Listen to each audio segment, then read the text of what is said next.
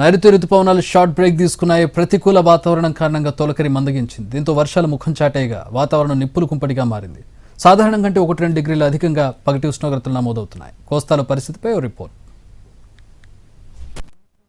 నైరుతి రుతుపవనాలు 10 రోజుల ముందే పలకరించాయన్న సంతోషం ఆవిరైంది. ఊరించి హుషారు తెచ్చిన వానలు ముఖం చాటేశాయి.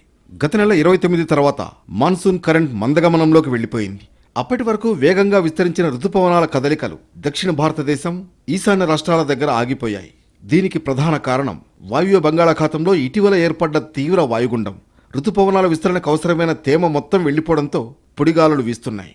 ప్రస్తుతం అరేబియా సముద్రం, బంగాళాఖాతంలో రుతుపవన కరెంట్ బలహీనంగా ఉంది.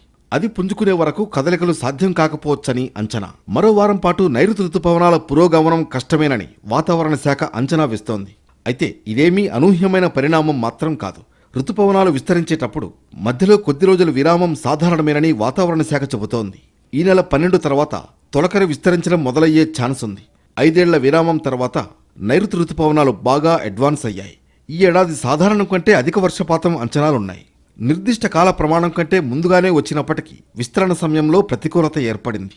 ప్రస్తుతానికి మాన్సూన్ లల్ పీరియడ్లో ఉందండి. మాన్సూన్ ఈ మధ్యలోని బే ఆఫ్ బెంగాల్లో ఒక సిస్టమ్ ఫార్మ్ అయ్యి అది బంగ్లాదేశ్లో క్రాస్ అవ్వడం వలన ప్రస్తుతానికి మాన్సూన్ మూమెంట్ ఆగిపోయింది.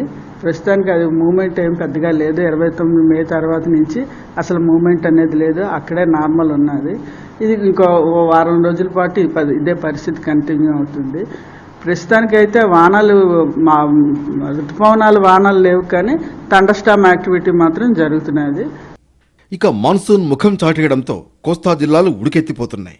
సాధారణం కంటే 2-3 డిగ్రీల అత్యధిక పగటి ఉష్ణోగ్రతలు నమోదవుతున్నప్పటికీ వాతావరణం నిప్పుల కొలిమిని తలపిస్తోంది. అయితే ఇప్పుడు అడపాదడపా ఉరుములు మెరుపులతో వర్షాలు కురిసినా ఋతుపవనాల కారణంగా వచ్చేవి కాదని అంటోంది వాతావరణ శాఖ.